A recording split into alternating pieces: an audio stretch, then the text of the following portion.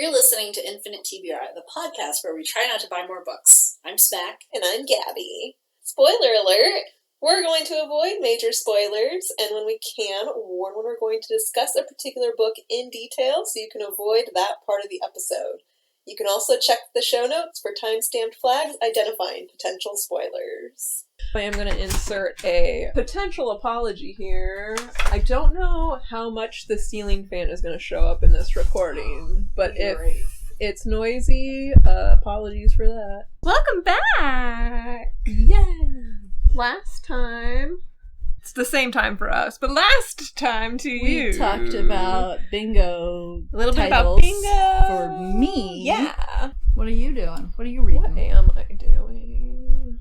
For some reason, it's not showing up on... Do you want to talk about Myrtle? I sure could talk about Myrtle. I think you should talk about Myrtle. So, for my birthday, Smack got me Myrtle Volume 1.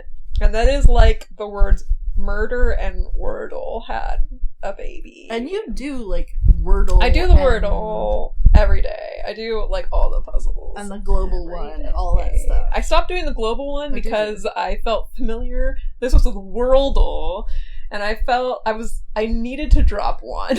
I was doing too many. And I felt like I had learned all the countries.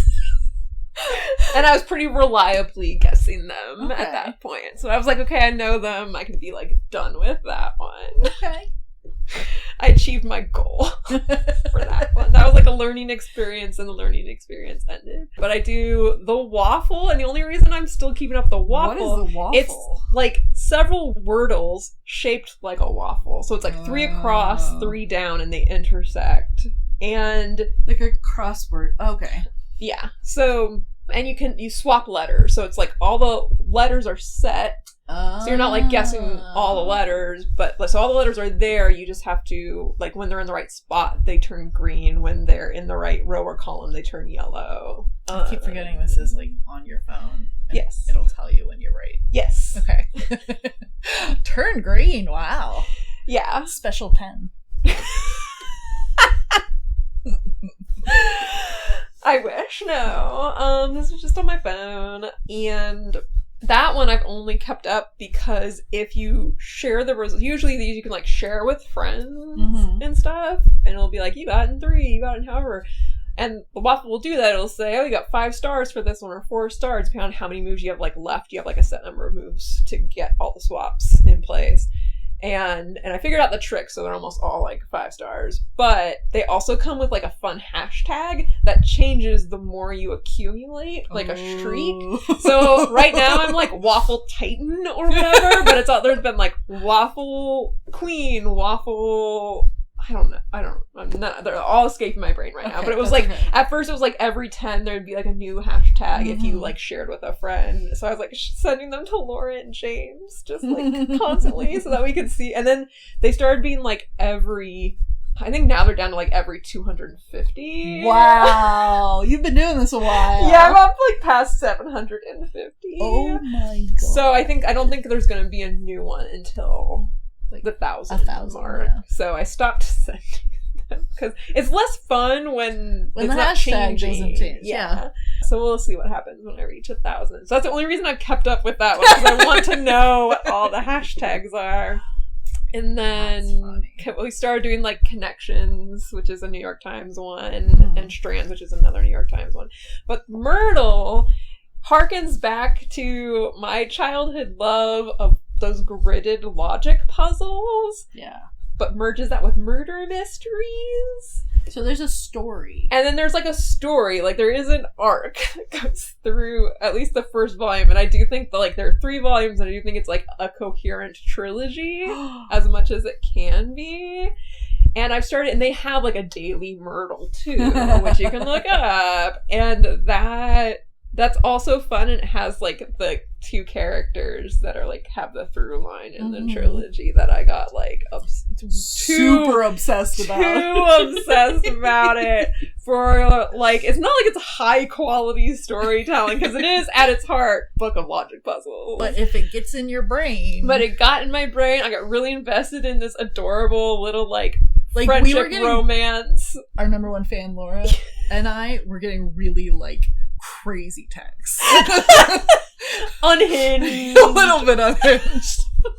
For the property that it is. But it was like such a fun idea to combine I will all say, those elements. I was very excited about all this text because it means it was like the best birthday gift ever. I did it! You scored. Big Achievement time. unlocked. I was so ready to sit on a plane and just like knock out 100 logic puzzles and be like, that was fun. I love logic puzzles. And then you got off the plane and you were like, they have to know. There's a story.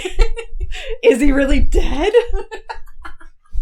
You were really sure he was. I was like, I'm kind of glad that I didn't look up the daily puzzle until after I'd finished the first volume. If I had looked that up, I think I would have been more like, oh, no, this isn't a concern, actually. But it really was for like a day. Well, it's so funny because like the first quarter, it's broken into 4 parts and they like increase in difficulty as you go. And the first quarter is like how Detective Logico gets his start.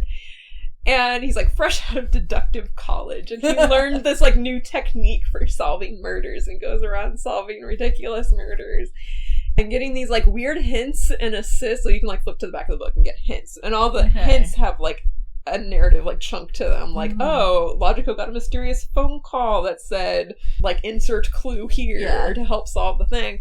And then in the second quarter he meets this person who's feeding him all this like secret like mysterious information. It's this Inspector Iratino whose whole thing is like the occult and magic and using your like instincts to solve things. So they have this like adorable like they complement each other's. Yeah, so it was like, so all through the second quarter, it's this like rivalry situation where Inspector Iratino is like, I'm going to prove to you that the occult exists, and Detective Logico's like, no, it's only logic and what I can see and what I can prove. That's so funny. Inspector Iratino's like, I only have to be right once. You have to be right every time. And they're just so fun. And then they start going to murders together, and then they start like going to do things together as like friends / low-key dating, and then there'll just happen to be a murder, and then they'll be like, oh no, I just wanted to go see a movie with you, and this just happened to have a murder. And it turned really adorable. And then the spoilers for Myrtle Volume 1 to decide whether that's worth a spoiler alert. Future Gabi here. Spoilers for Myrtle Volume 1, which is by G.T. Carber, by the way, will last from here until about the 9-minute and 45-second mark. So feel free to skip ahead if you want to be as unhinged about that as I was. But Inspector Iratino dies at the halfway point, and then the third quarter, Detective Logico like descends into this revenge spiral. Oh my god! And every single puzzle, when you flip to, you have to like look to the hints and the answers to get this continuation of the narrative. But every single answer in the third quarter ends with, but Logico didn't care about justice. He only cared about revenge. And solving Iratino's murder. Oh my god. And it was then, so funny. in the middle of this, she was in Amsterdam, right? No. Yeah. Well, Rotterdam, but... you were abroad. Yes, and there was a big old time difference. And so Laura and I would get like these early morning or late night texts of you just like losing it. I was so invested, and I simply should not have been that invested, but it was good. You should have been as invested as you were. It really hacked something in my brain. I don't know what it was, but I truly was losing it. And I was like, and because the tone had been like so adorable for the first half, I was really like, he's gotta be alive. Yeah, I wasn't ready. And then I was like, surely he's not really dead. Surely, like, that's what the end of the third quarter will be. And then there was his whole, like, gasp betrayal thing, and, like, what was he doing? And then they had to, like, make up or whatever by the end of the book. And I don't know what volume 2 is about, but I immediately got volumes 2 and 3. I was like, oh good, I'll get her the next couple volumes for Christmas. That. And the day after... I got home and I was like, no. Not waiting 6 months. I need this narrative now. Straight into the bloodstream. So, very fun, especially if you like puzzles, and especially if you were like me and you were obsessed with logic puzzles as a kid. They used to, in the gifted in the gifted program, they used to give me binders of them to keep me busy. You were that person. I was that person. I failed it out used of the to be gifted program it was because part I of the couldn't assessment. do puzzles. Yeah. I was, and I loved them so did much. Not belong. I was like, "Can you give me more?" And she gave me a whole binder of them. I took that test twice, and I hated it both times. And so I was not gifted. And then I ended up in these that means you're not classes. gifted. Is what I mean, it means I ended up in classes where no one could read at a high school level. Right. When I was in 4th grade. Mm-hmm. It was awful. Yep. But you couldn't get it into the gifted ones. Yeah. Unless you did puzzles. And when I was going into high school, because I switched districts, they had like a foreign language placement test for Spanish, and I did not do well on it at all. So they put me in it was the one class I didn't get honors in. Oh no. And that she started having to put me in a desk off to because I would finish the classwork, I'd finish the homework, and everyone else was rowdy and It was awful. And I was I spent so bored. 3rd, 4th, and 5th grade reading under a desk. Yep. And it worked most of the time because the teacher had to pay attention to all the problem kids. Exactly.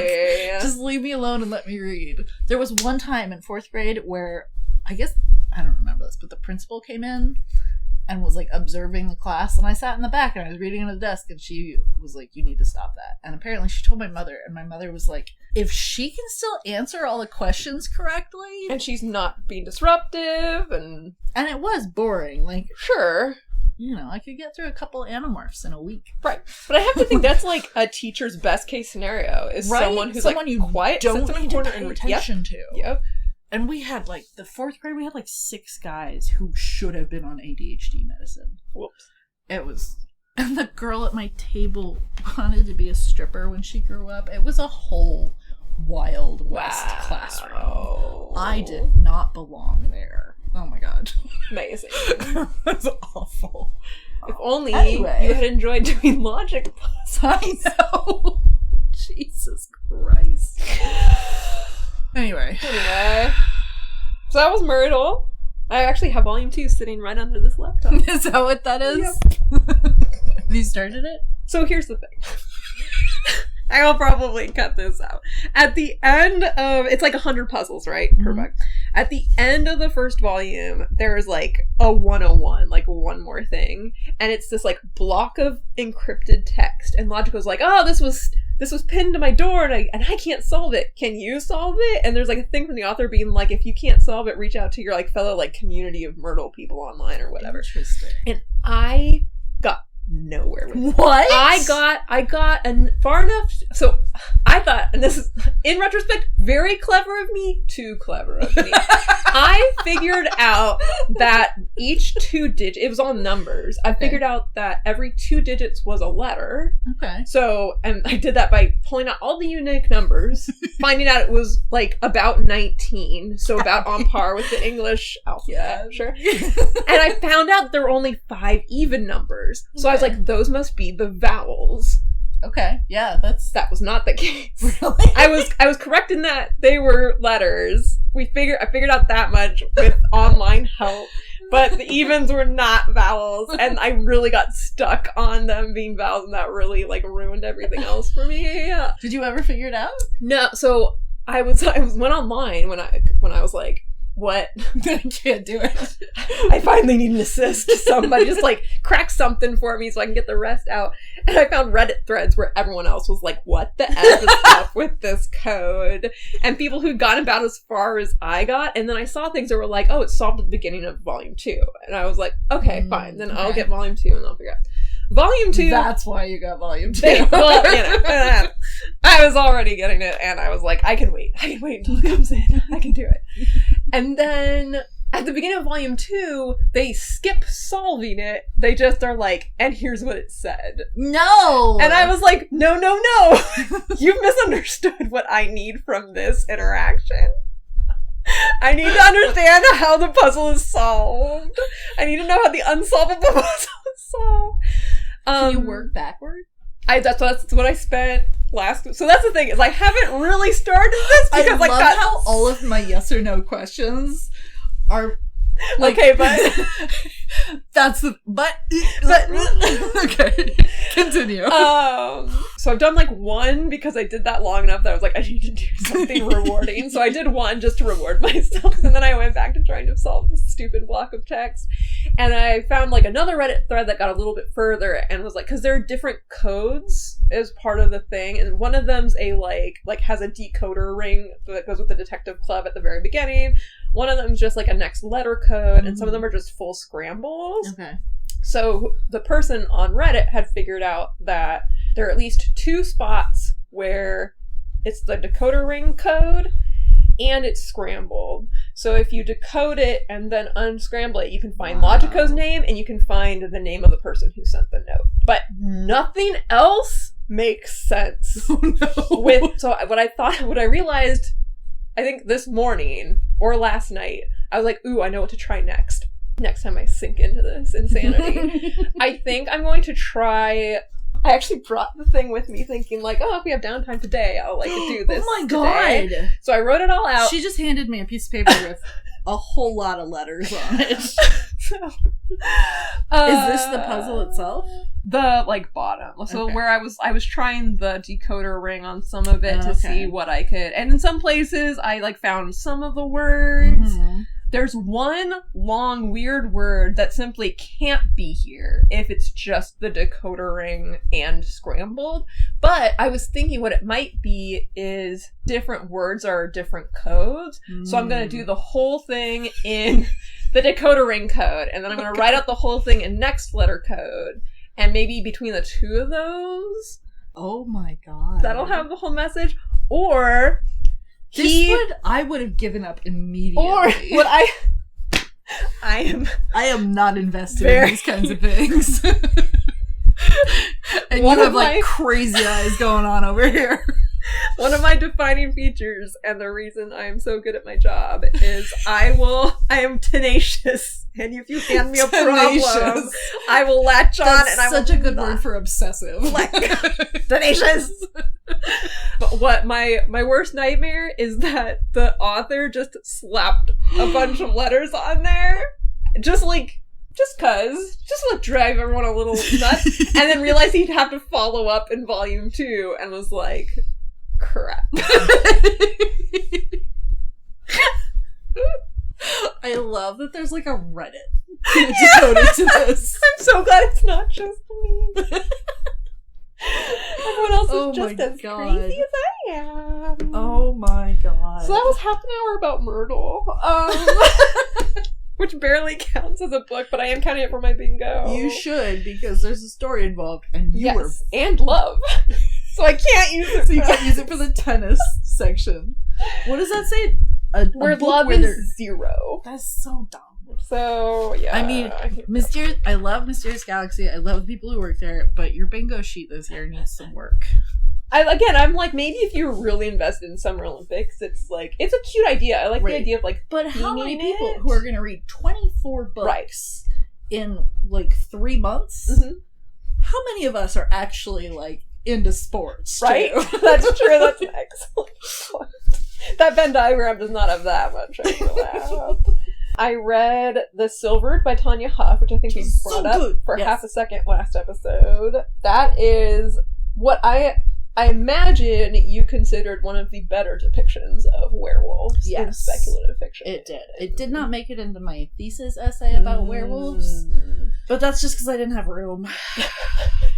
So, The Silvered by Tanya Huff. But it could only be like 20 to 25 pages. Really? Yeah. It was, yeah.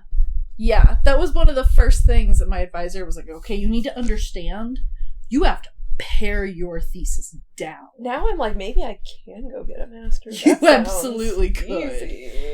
Oh my god. God. Easy, you but would have so much fun in a creative writing master's. You would. Goodbye, work. Yeah, right? I need an MFA in popular fiction. Honestly, like, my backup plan, if for some awful reason I lost my job, is to, like, either move in with you or move in with my parents. You don't want to go back to Literally Arizona, though. That's the thing. That's why I'm like, if I can talk your parents into it, move in here. Very contingent on the marina situation at that point. But anyway, that's just a fun. Wait, so what's your backup plan if you? Oh, and then like, well, I was just gonna say like write, like take some time to really like finish something and see how it goes. Anyway, we could have writing sessions, right? That's what I was like in my little fantasy land. I'm like, oh, so I can have cute little writing sessions together. And we could. Oh man, I bet you enjoy research, right? Yeah. I'd probably enjoy it more if. Look at this weird shit I found in this book. Yeah, we could swap all sorts of fun stories. I feel like we'd learn so much. It would be so much And I can make a Scholomance reference here, but I'll get to that in a second. Scholomance by Naomi Novik. But I'm going to circle back to the Silvered first and pin that for a minute. The Silvered is about I read so many anti-colonial books in the last month. Isn't it nice? It's really hard to go back to like... Yeah. Yeah, like typical fantasy land where like monarchies are like cool and fun. Side note, I really need that to not be the trend anymore. Like I really need monarchies. Us to move on from monarchies and empires. Yes. The Winter Duke by Claire Eliza Bartlett, like her books are so weird, and I don't think the structures and the emotional arcs quite match what we're used to in YA fantasy. But like that's a big theme in The Winter Duke, is that the Duke is incapacitated, his whole family is incapacitated, except for this one daughter of his who really doesn't want to be a duchess. And so there's this push and pull between the people who are like, you need to get your shit together, and this other faction who's like, what if you didn't get your shit together and we turned into a republic? Whee! So, anyway, carry on. The Silvered. Yeah. So, there's this community, country, whatever, that has this whole society relationship with werewolves. Werewolves are built into their society. It's kind of like a...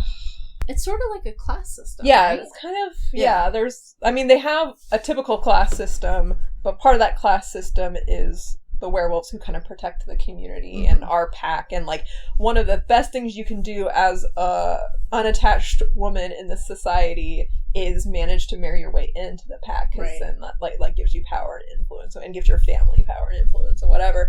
So the main character is in one of these families that, like, they're in some of these circles, but they're not in it yet. Right. And her mom's really pushing, like, you know, make a good match with one of these pack members.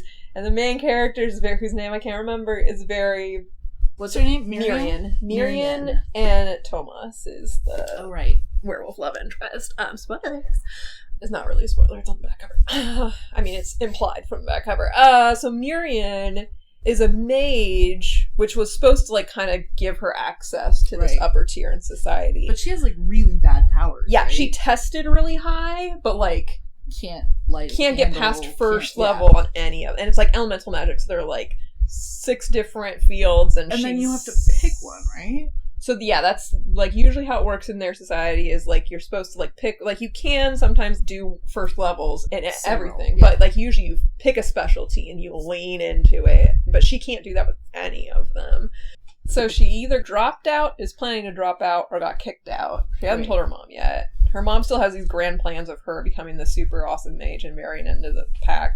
But where this book starts is there's this huge empire that's taken over, like, the 2 duchies, basically, that are between this country and this empire.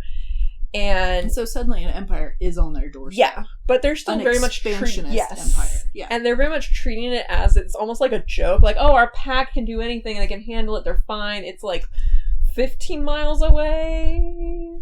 That's right. It starts with, like, a battle. Yeah, it starts with a battle that, like, where everyone on the front lines is, like, dead in the first chapter. Like, horrifically. And Thomas is there, makes it out, has to run all the way back to town to tell we gotta evacuate. Yeah, we gotta, like, everyone's gotta evacuate. Any pack has to, like, come to the front lines to deal with this situation. So the town empties out.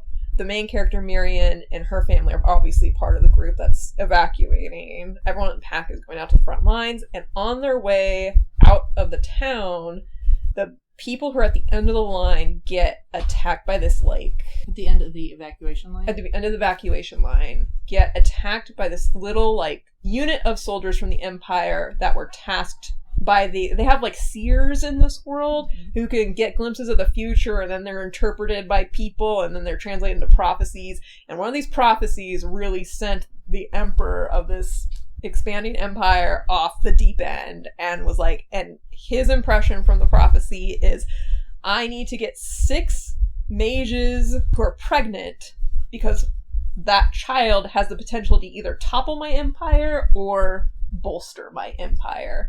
And the solution to this was to kidnap these 6 women, and who are trying to evacuate. Because of the way the seers, like, the seers were like, if you do this, this, and this, those 6 women will end up at the end of this line, and you can grab them.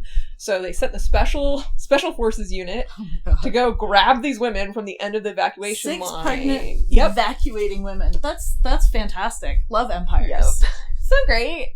And Miriam ends up being one of the 6, even though she's not pregnant and not a mage. These are all mages, by the way. Yeah. So they managed to, like, they have these, like, magical nets that suppress mage powers. They managed to nab 5 of them.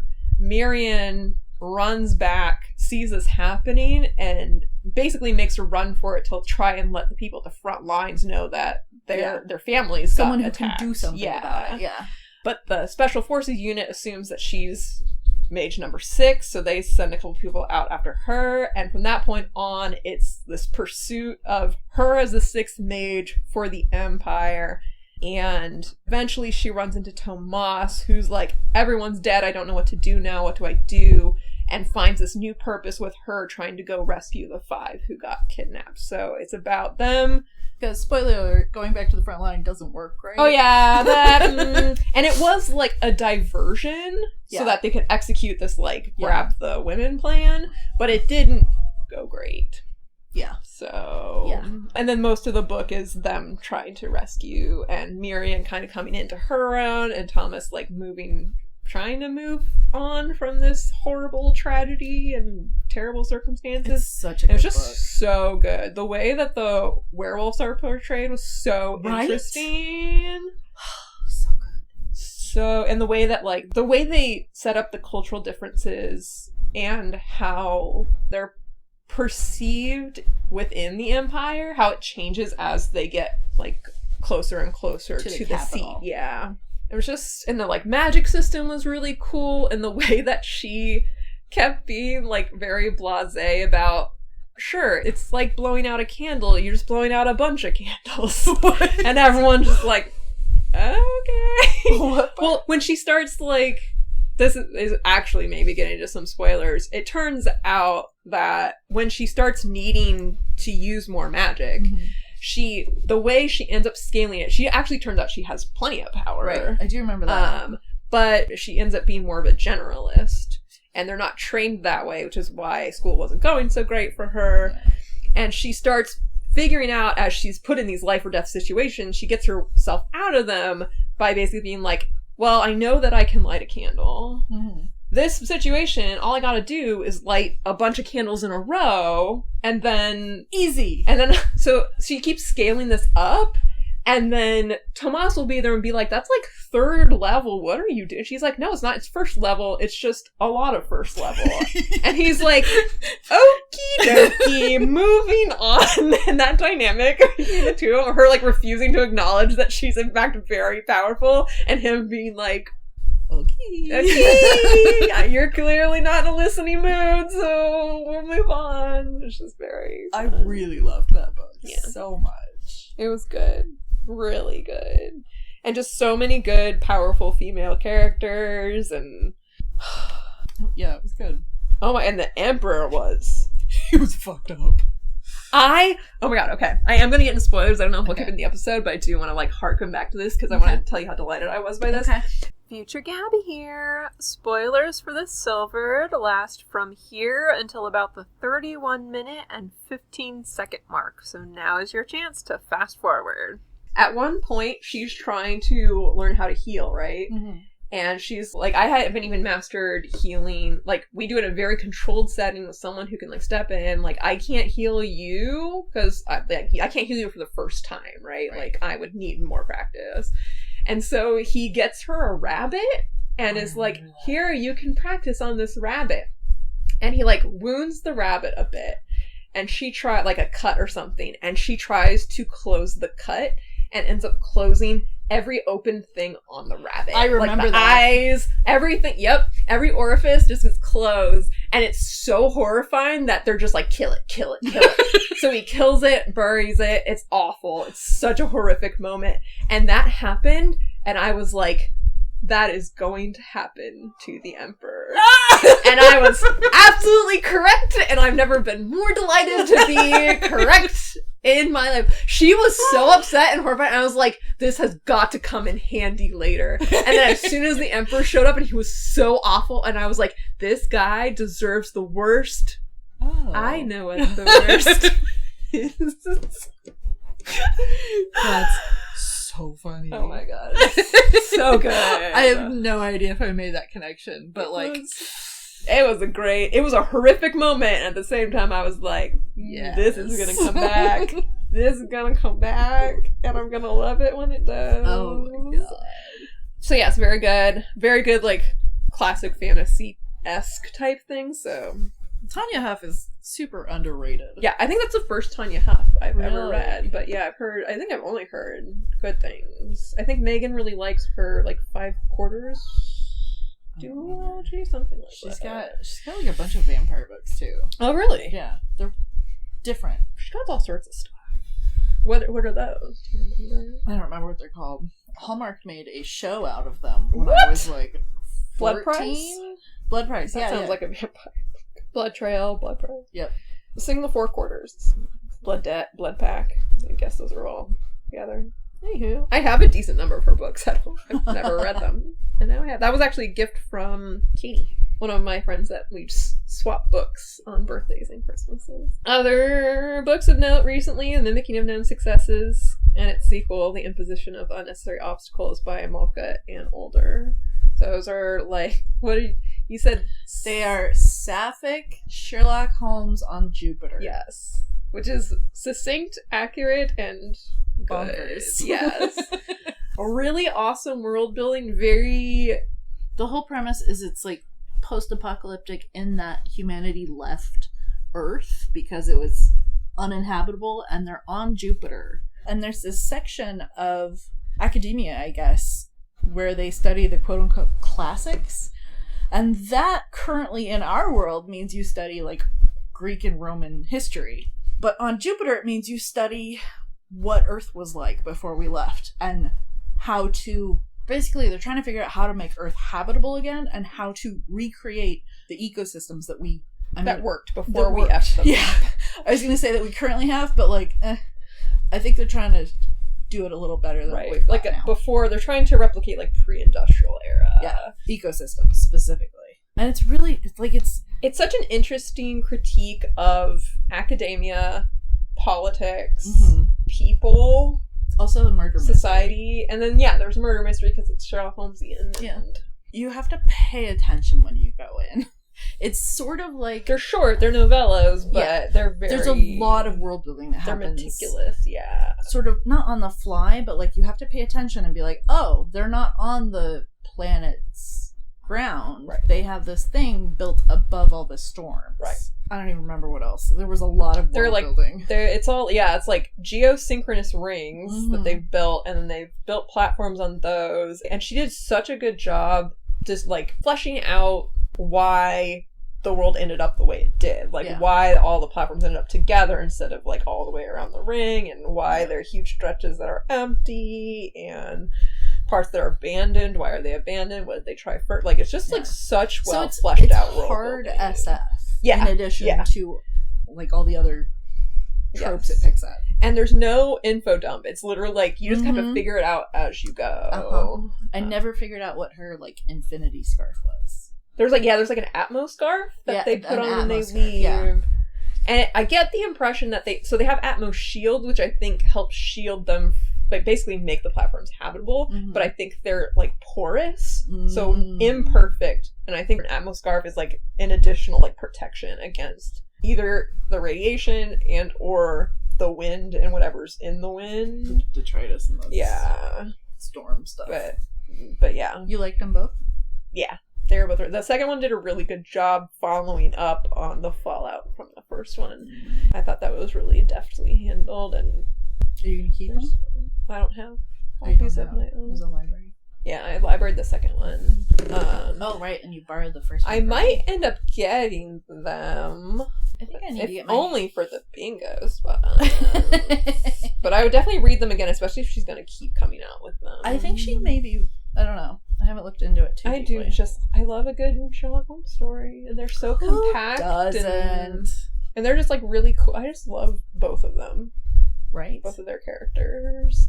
And it's such a cozy read. Like, every time they set up in front of their like little fire with some tea and scones, I'm like, ooh, I want to set up in front of a little fire with my work and some tea and scones. Talk about a murder. Yeah.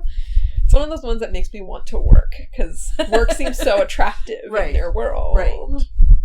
They do what they love. Yeah. So those were really fun.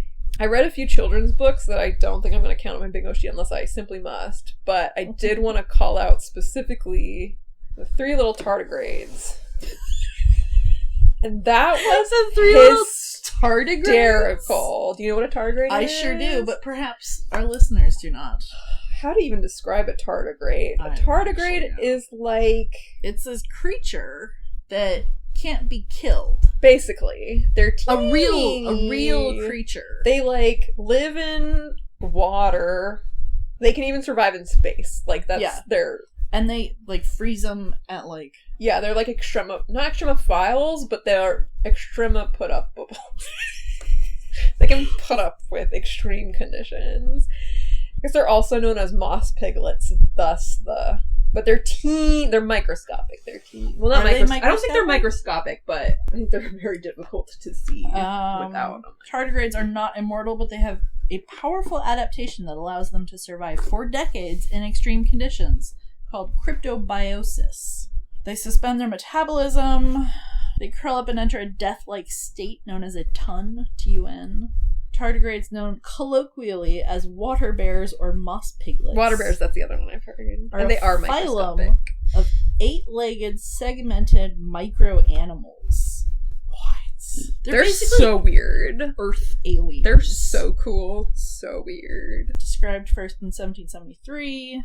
God, they're just weird. Yeah. They're weird creatures. I'll try to remember to put up a screen. Well, I always do for our episodes, but I will put up a picture of the cover. But this is the art we're dealing with. It's fucking adorable. They're adorable and hilarious. They're such. I should have brought it so you could read it. So this children's book is about, the author did this excellent blend of science and storytelling. Oh, so nice. It's like actually very complicated words, but they're all like, but they make sense. They're explained, they make sense. There's a glossary at the end that's like, this is what like this means, and they're like, the story itself is like, it is a children's book, but they'll say something very scientific and then follow it up with, this means that, the children's version. And it's very charming and cute the way it's done. And then like the images are like, here is like the actual size, and it'll have like the measurement of, really? Yeah, that's like, helpful. Yeah.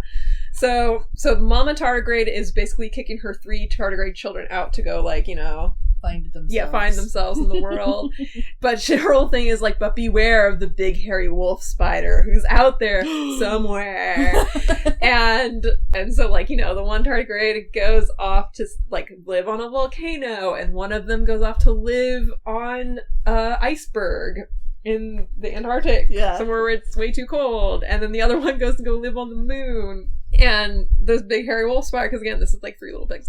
The big hairy wolf spider shows up with the first one on the volcano, but then like bursts into flame because it can't live on a volcano. And then it goes to the one on the ice cube and then like freezes because it can't live on an iceberg. That's adorable. And then it goes to the moon, but it can't survive in space.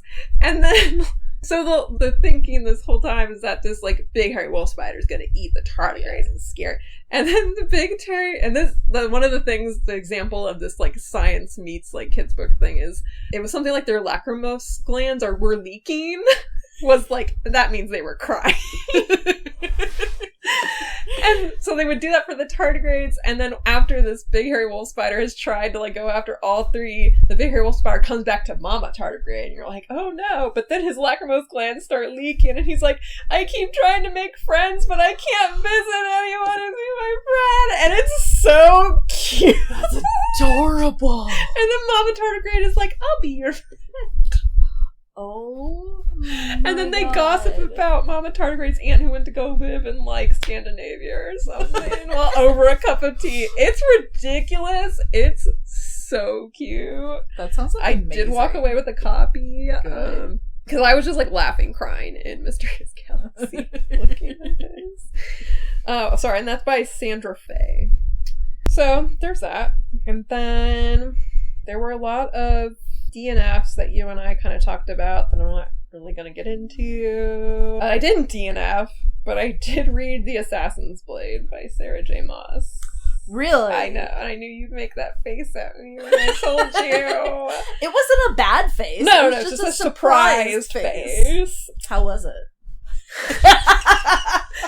So here's the thing. She just made the best face. So I don't know if this has come up on the podcast before, but I have a lot of complicated feelings about the ACOTAR trilogy, which I did read. It's And not a very trilogy, complicated... It was 4 or 5 originally a trilogy. Was it really? Yeah. There's a like core 5 or 6 trilogy, books now. and the core trilogy is more like a novel and then a duology. TBH. And then there's a Christmas novella, and then there's another novel that may get a sequel about her terrible sister. So I have a lot of complicated feelings about that. I read it at a very complicated time in my life, and Smack was there for it and watched the whole journey. And she would read like parts of these books, and then I'd like sit on the floor next to her and be like, tell me what happened. And she gave the most opinionated, disgusted. I have very few memories of any of I don't even remember what they were about. I do remember you were not happy. And I enjoyed these retellings so much. And sometimes you'd be like, we just spent 300 pages on this dumb shit that didn't even matter. Why would they talk to each other? That sounds familiar. I do feel like there was a lot of just like there was a lot of like stuff that like didn't matter, or like decisions that they made that made no sense. Yes. And or like something that would happen and there'd be no follow through on the thing that happened. But it's one of those things where I could see like you're almost so good, and you could see exactly the ways in which they could be so good if it weren't for those little things. Like I would be in it. I'd be on board for like, I don't know, like a chunk of pages at a time. Yeah. And then something would happen and I'd be like, well, this is dumb. We're back on. It's dumb. So I didn't expect to revisit this. The only reason I did is because Kat went back. Kat and Joe loved I Avatar, know. weirdly. And you and I are both still shocked. Yes.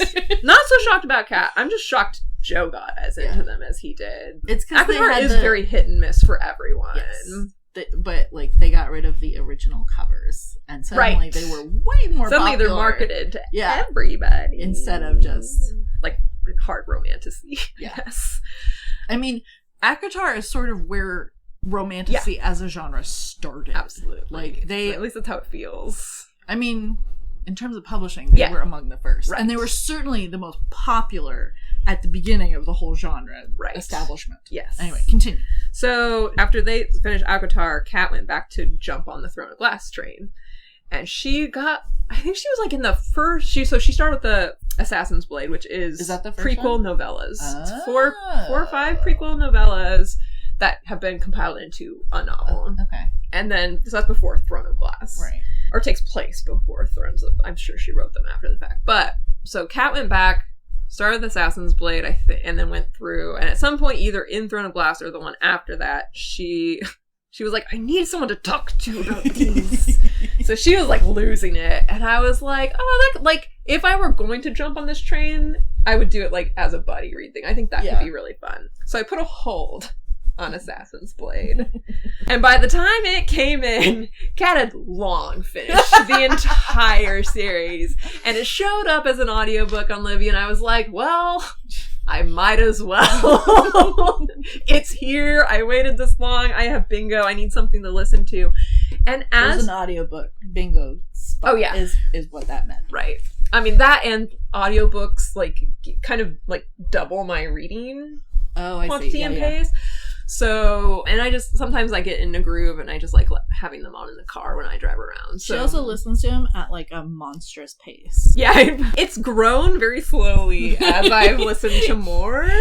And now going back down to, I'm up to like 1.5 generally. And every once in a while I do have to drop it down like 1.4 or 1.3. But every once in a while I try to go back down to 1 just to see. And it's hellish. It's so slow. I'm like, why are you talking so slowly? So it's very interesting how your brain kind of trains on it. But anyway, Assassin's Blade, I thought the first half was very entertaining and very well done. And I don't know how much of that was audiobooks are such a good platform for that type of storytelling, and how much of it was the fact that there were novellas, so the arcs were like shorter, and so there was focus on the plot, and you couldn't get like really deep into the characters and stupid decisions because they didn't have time to make stupid decisions. But the 5 novellas are like somewhat connected, so there's sort of a through line. And the first one, she and her love interest for the novella set, Sam, are both like assassins in training, basically. And they get sent on a mission by their like master assassin, whoever, guild master, sends them to make a deal with the pirate, king of the pirates or pirate lord or whatever. So they go off to these islands to make this deal with the pirate lord, and they find out that the deal is for slaves. And the main character, Selena, loses her shit over the fact. She's like, no, I'm a murderer, I'm an assassin, I draw the line at slavery. And I do think there is like character background for that I didn't have context for, because I think there is stuff in Throne of Glass about like where she actually comes from, and I think that kind of feeds into it. But even without that context, very reasonable stance to take. So she's trying to find a way to screw over the pirate lord and her master without getting in too much trouble with her assassin master, and also not dragging Sam into it, because she doesn't totally trust Sam to like feel the same way, and keeps everyone at arm's length and is like, I'm gonna figure out how to F over this deal. But Sam has grown up with her, knows her tells, and is like, what are you planning? Because I will interfere, basically, if you don't tell me. And then they eventually realize they're kind of on the same page, and they're going to screw over the Pirate King. Yay, everyone wins. That was a very fun first novella. So, and then at the end, she has this Pirate King pinned, and this is kind of where I get to, you're an assassin. Why aren't you... Like, they have a fight. Okay. He almost kills her, and then she has him, like, pinned on the ground with a knife up to his throat. Okay. And is like, here's what you're going to do, and I'll spare your life. And I'm like, there's nothing holding him to whatever you're about to. Like, all she says is, I'll come find you and actually kill you if you don't follow through on what I'm about to say. And I'm like, he almost bested you in this fight. Like, who's to say he won't decide he could best you next time? Come after you first. Yeah, I don't. Anyway, so that's where we start getting into me remembering the problems I had with Makotar. If you have an assassin character, they need to, like, you have to be willing to have them kill people. Yep. Like, that's... Yes. Otherwise, it's just window dressing. It's dumb window dressing. Yeah. And it's all well and good to have a developing moral compass, but when you have someone who was enslaving people pinned down and they just tried to murder you, kill them. No, power vacuum, sucks to suck. So I thought that was a little, like, whatever, but I get it. When you're trying to, like, build a whole series on an assassin with a moral compass, you can't have them killing people left and right, I guess. But that's all saying, I don't know how, like, Throne of Glass goes or whatever. And then she has him write a note saying he's backing out of the deal to the Master Assassin so that she and Sam can get away with this without Master Assassin getting mad. Second novella comes along and no mention of that at all. There's no, like, oh, I tried it and he saw right through it. There's no, I decided not to do that. I decided to just be upfront about it. There's no, oh, I dropped it over the side of the ship on the way home. Oh no, what am I going to do now? No. They just start the second novella with, like, being in trouble with the guy. And the guy ships her off to the desert as, like, In penance or trouble whatever. because something... Because they ruined his deal Okay. to make money on all these enslaved people. Yeah. So, But the there's King of the no, Assassins like- is pissed that they went against him. He's a very tyrant, like, Yes. but also, like, raised them, so there's kind of this, like, this personal relationship that, and that's part of the, like, tension, is she has this attachment to him because he raised him, he was there for her, and he knows her actual background or Right. whatever, but she is, like, his property is how he sees it, and that whole thing. And his thing is making money and no one questioning his choices and decisions, and she's kind of starting to not so much be about that, and Sam's really starting to not be about that. So he ships her off to the desert, and she has this whole thing with a different guild assassin in this different place, and that's all really fun and interesting. She tries to make a friend, but that, like, backfires. It's very sad, like, and then, again, has her pinned at the end, and is like, and, like, lets her go. And that made a little bit more sense, because they had this friendship, but also, they just had this knockdown fight. If you let her go, she could grab something and kill you. If that immediate fight is that fraught and you get the chance to murder the person who's almost killed you, you're an assassin, you do it. Do it. You just So Nike, you just do it. So for that to happen 2 novellas in a row, that's... And those were my favorite of the novellas. And then we start getting more into her personality and Sam's personality, and their interactions just got so stupid, and she got, like, really tiring, and her will I won't I about leaving the Assassin's Guild, and, like, bad things that I saw coming miles away. And she and Sam were like, this is fine. It's not like our tyrant assassin boss could possibly know that this terrible thing was going on. He had no idea, and he won't get retribution. No bad consequences will come of us doing. And I'm like, it's so obvious that he is the big bad of this entire novel, and he's clearly behind all this stuff, and he's clearly all about retribution. If you piss him off, you should just go. just go. And she's so resistant to leaving.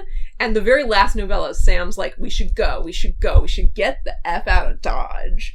And, like, there's some bad things that happen between, like, his way of doing it is not great. He very, like, tries to very much, like, force his way of thinking on her and doesn't ask her permission before, like, setting up a bunch of, like, we're just gonna go.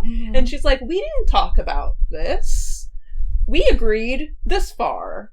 You're way over here now. What's happening? And just, so they're not talking. And then they finally, like, reach this ground of, like, oh, we'll get one last big score so we can pay off our guild fees so that Big Boss Man won't come after us if we move. that's not how it Which works. is very clearly, he's not gonna let that fly. And I'm like, Sam is gonna die. Immediately. Beginning of this novella, I was like, okay. Goodbye, And now Sam. she has a tragic backstory. And now she already had a tragic backstory. But anyway, so like, a lot of the second half, I feel bad about trashing too much because it very much, like, clearly they were after the first book. They're clearly setting up the first book. And she starts from a very bad place in the first book. So I knew it couldn't end well. I knew that going in. But the first 2 were so fun that I was like, This is great. yeah, I could be on board with this. And then by the end of it, I was like, nah, I'm good now. I got as much as I think I'm gonna get out of these books, so. I will say I'm never going to read the Throne of Glass books because they could not possibly be any better than Sarah J. Maas's fiction press version. Right, because you read that back in the day. Yeah, I read that shit when it was still free, I was like 13, and I know I would be horrified if I went back and read the fiction press one, but I fucking loved those books. And Were they all there? Or was it like the first? I don't know however many. I mean, it was at least the first one. It was probably the first like 3. Got it. But like, I have no idea what survived and what was probably quite rightfully pruned. Right. Actually, I think it might have been like the bones of the whole series. Anyway, I'll never enjoy it anywhere near as much as I did when I was 13. Never, ever in a million years. I am occasionally ACOTAR curious. Right. Because everybody loves them. Everyone except Gabi. Gabi's opinion holds a lot of weight. So I will say I would not at all judge you if you read them and ended up enjoying them. I think I own a lot of the ebooks. They'd be like really? free or on sale or whatever. And I'd be like, maybe one day. They But, were like, very consumable. I Yeah. will say that.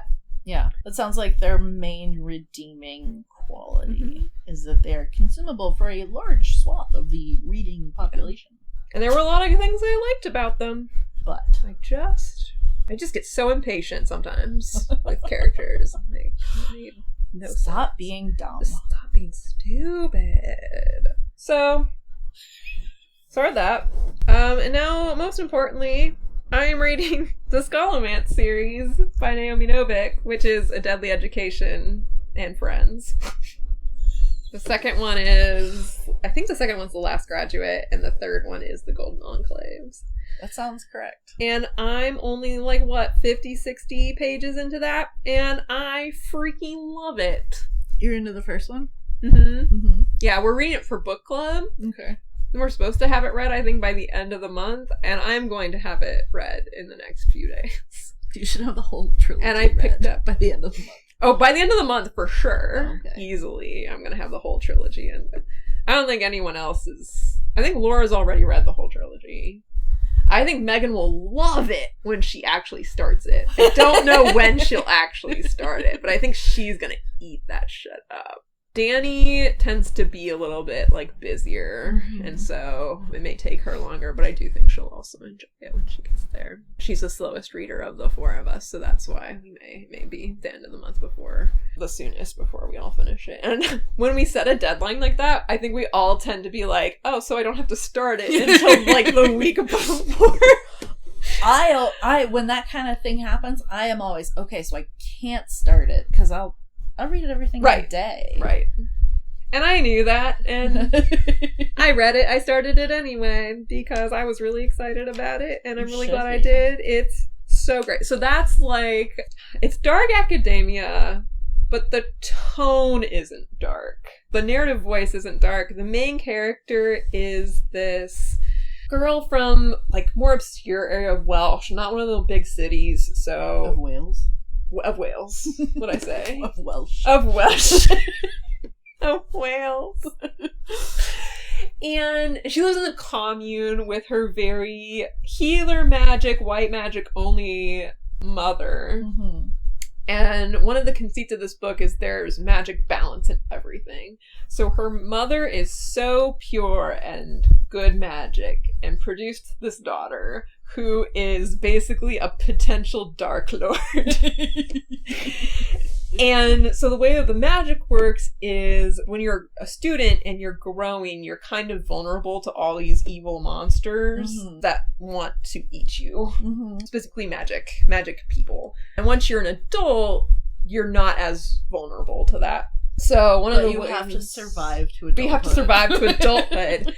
And the way they've addressed this is they've created these schools which will suck you in once you start developing powers. Oh my god. And they have allotted slots, and there's an application system, but I don't think you know when you're going to get sucked in. And you only get what's on you when you get sucked in. There's a weight limit. If you choose to go then you can have extra clothes or whatever. Yeah. But there is a weight cap. So there are some things that are more valuable than clothes. So there's this whole very interesting economy to decisions they have to make. And then once you're in school, there are no teachers.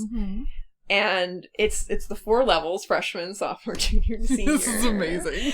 And you start at the top of the school. It's an extra dimensional space. Okay. And you start at the top of the school and work your way down.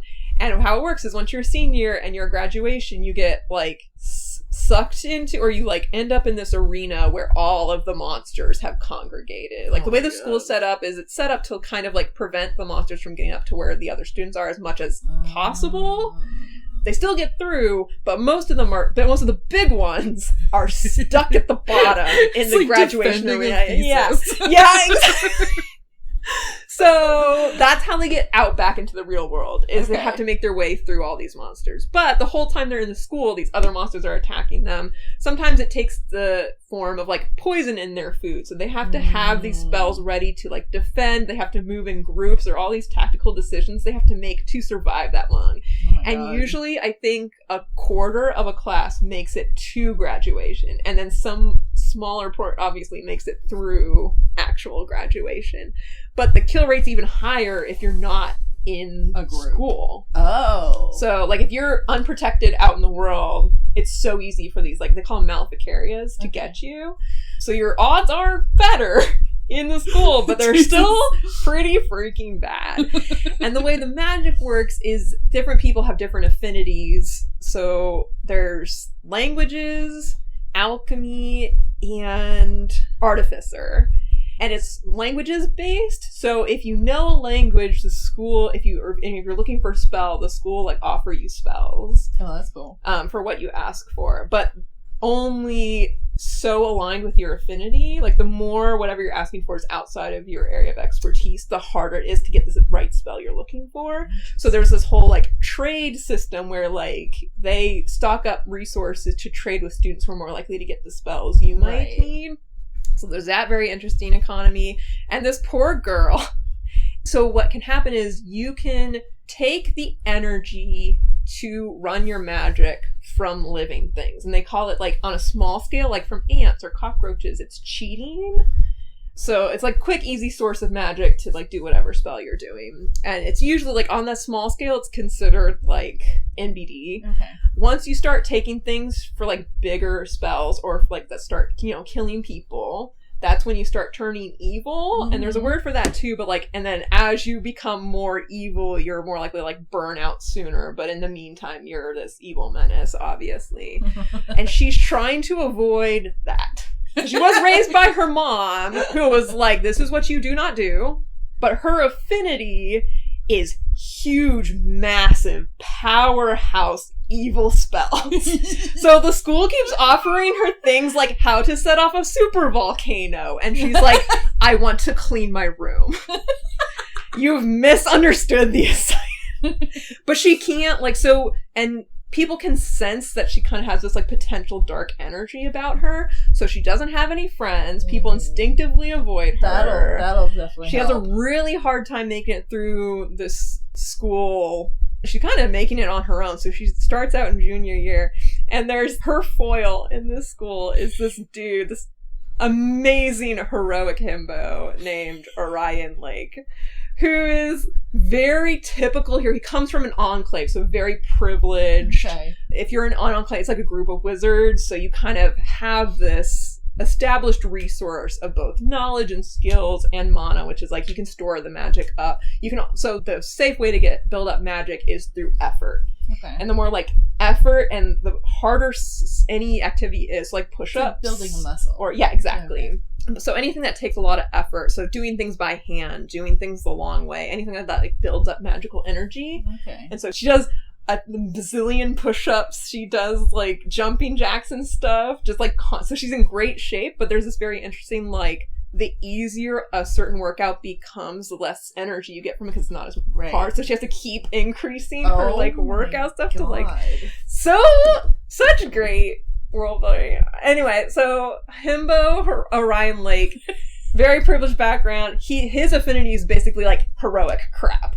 So he comes in, he can slay all the monsters, and their particular year has an unusually high survival rate because he keeps swanning in and saving everybody.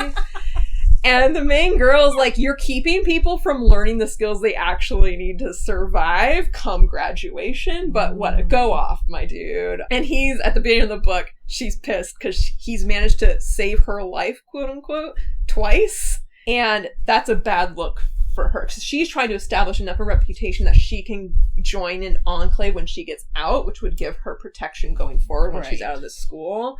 Because there's a decent chance she won't do so well on her. Like, she can't really afford to go on her own because you need a community of wizards for whatever reason. So now that it looks like he has to keep saving her, no one really understands what her affinity is. So she hasn't, like, proved that she has anything to lend anyone in an enclave. Like, you have to show your worth, basically. Yeah. And no one, like, sees her worth because she can't do anything without murdering everybody. And she's like, I could tear down this whole school, but I can't show you that I could do that, so you just have to take my word for it that I could.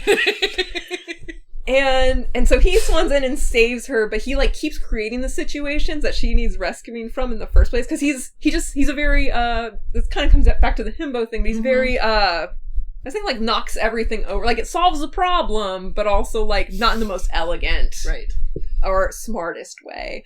And so she's intervening and being like, you could have done this, this, and this, and then we would have this to be able to let us do this. And he's just like, why aren't you thanking me for saving your life? And he's just so thrown off by her.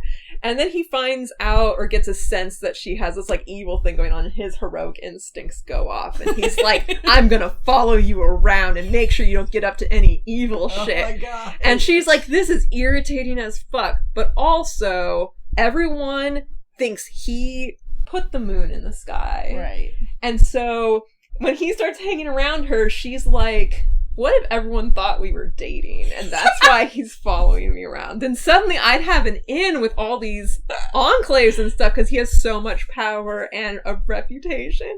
So she's just completely playing it off as though he's just romantically obsessed with her.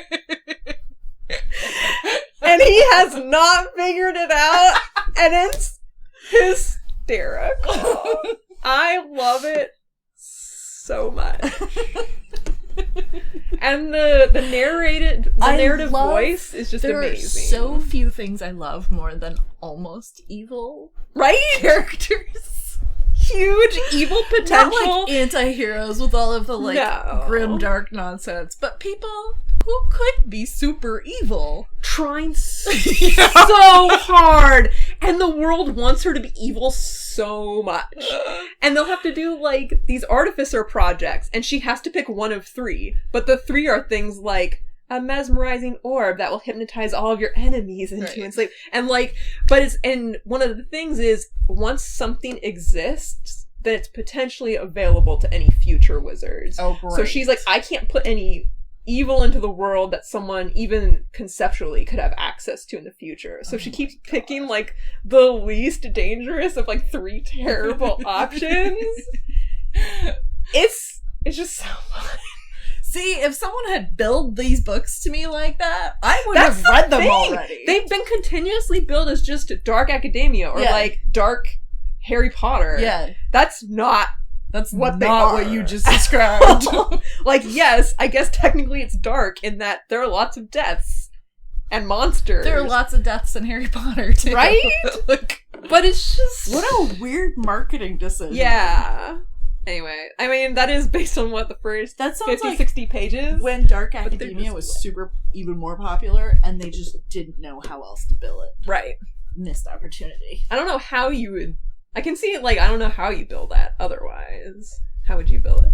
Satiric? I think the Carry On books are more satirical, I think. It sounds funny, though. Yeah. Dark I think... comedy. Yes. That's closer, for sure. Yeah. But oh my god, it's just...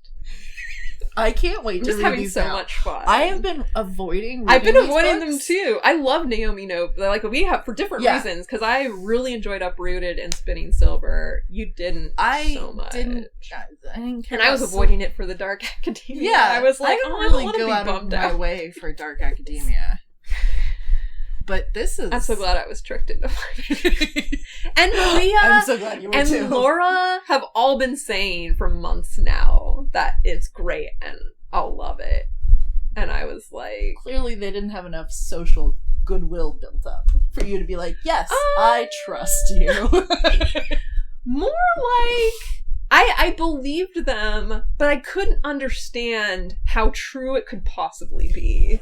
Because again, I like had this That's very fair. preconceived idea of what They've they were been- going to yeah. be.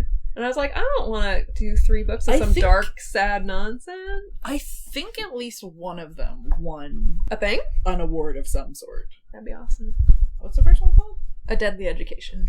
So it won the Lodestar Award for Best Young Adult Book. The first one? Yes. Young adult. I know! No.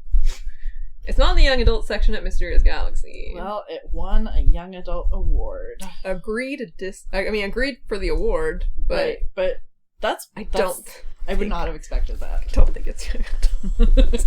You'll have to tell me what you think. I mean, technically they are teenagers. I mean, sometimes that's all it takes. Nick, No one really knows what young adult is. That's fair, yeah. I mean, kind of a made-up marketing term anyway, but so funny though. I can't wait. Do you own them all? I do now. Yeah! As of today. I was warned that there is a cliffhanger, so one of my stops On on the the way first to one. Snack. I believe so. Okay. So yeah. Unclear, but that's my impression. I mean, you're going to want to have the second and third round anyway. Yeah. So I knew I was going to want it, but I was like, oh, I guess I'm going to Mysterious Galaxy today. Oh no. Because otherwise I know I will be up at like midnight finishing it, and then I'll be like, oh no, it's closed. I have to wait until 9 o'clock. How am I going to sleep? And that's if it's on the shelf. Well, I'm very excited that you own all of them. Me too. I'm so happy. I hope they're that fun for the rest of them. So I haven't heard anything bad about them. yeah, I've heard one bad thing about them. I mean, I say that, but there was a whole thing when the first one came Yeah. out where, like, listeners, you'll have to Google the details, but, like, she Made had a choice. Yeah, I think she had, like, a character with dreadlocks, like, have to cut them all off and lose her magic or something. something like that. Something with zero awareness. And the of- main character is half Indian, Mhm. and Naomi Novik is not. It's not, yes. So, and I don't. So there were some missteps. Yeah, I don't was know that it was reprinted and poorly done, re-released. and it is clear at least that. Oh, was it reprinted? Yes. Oh, then maybe Yeah. I guess I'll find out if I need a new. No, they don't. I mean, this was a while ago. This Right, was I got the first one a long Like, time when it ago. came out? I don't remember. oh dear. I think I got it like secondhand somewhere. You'll notice. So, oh yeah, Or not. Oh yeah, I'm sure I will. But Okay. and then I will know whether I need to go to Mysterious Galaxy Oh no. and get another bingo. But at least you could, yeah, you could use that 20% off at that point. I don't think I'd use it on a paperback though. Oh, that's a good I'd point. use 20% off of some tasty hardback. I'm not buying hardbacks. I say that out loud as if it will, like, actually mean something when I really, really, really want one. But I am for sure trying to limit myself to known quantities. I have spent the last year and a half just almost insulted, certainly offended, by how much smaller a paperback is than Yes. any hardback. Like, hardbacks are way bigger than they need to be. Way bigger than, and like, I get really it's miss trade-sized paperbacks. Like, if you need to make your money on those fancy, enormous and hardbacks, it is like a money. fine. But I want to be able to depend on however much later, I don't care how long I have to wait, but however much later, getting And I an think it is a $8 money trade. thing, I'm but, sure. honest to But God. They don't. It's Like, I'm running out of space. running out. I'm running out of space. I'm always running out of space. Mhm. I will never run out of space. But like 400-page books will look very normal. They'll be Yeah. like 300 pages Yes. as paperbacks. So not only are there fewer pages, the covers aren't as big. They're not as tall. Like, Right. And they're like beautiful. Like, you can make a beautiful, expensive book, just make it more reasonably sized. Yep. Can you imagine how much room we'd both have if all of the books were sized the way they actually- That's why I'm so offended. Yeah. Appalled. Yeah. Insulted. Yeah. Space How is dare you. expensive. And they're It already is. expensive. And they do it to every hardcover, but not every hardcover is as attractive as it should No. be. Like, If they're gonna be that expensive, I want it to be art. yes. Basically. Otherwise, I just want a paperback. I Yep. like paperbacks. Yep. And the way, like, the really nice trade ones, like, just stay open without ruining their spine. It's just delicious. So, here's hoping you find something that's a surprising delight to read. I like that one. Yay. Yeah. Now ice cream! Yay! Thanks for listening. This has been another episode of Infinite TBR. You can find us online at infinitetbr.com. You can email us at itbrshelf@gmail.com. And we're also on Instagram at Infinite TBR Podcast. And individually on Instagram At Gabalodon, which is like Megalodon, but with Gab in the front of it. and at what_Smack said, because Instagram locked me out of at what Smack said. So Here we are. here we are. See you next time.